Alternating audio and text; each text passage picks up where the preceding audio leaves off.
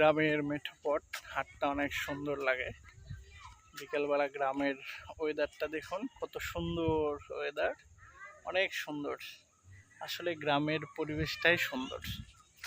গতকালের আচমকা ঝড়ে আর কি ধান শুয়ে গেছে মাটিতে।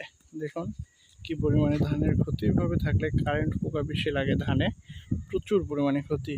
আর একটা কথা বলি, আমাদের গ্রামে কিন্তু প্রচুর পরিমাণে কাঁচামরিচ উৎপাদন করা হয়।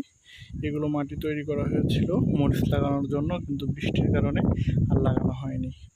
এই থেকে বলাই যায় এবারে কাঁচা মরিচের দাম আর কমবে না, কারণ কোনো কৃষকই কাঁচামরিচ লাগাইতে পারে নাই। সাথে সাথে এখন কিন্তু পেঁয়াজও লাগানো হয়, পেঁয়াজও লাগাতে পারে নাই। সেজন্য একটু চিন্তায় থাকতে হবে বাংলাদেশের মানুষকে, কারণ সব কিছুর দাম এখন বাড়তিতেই যাবে।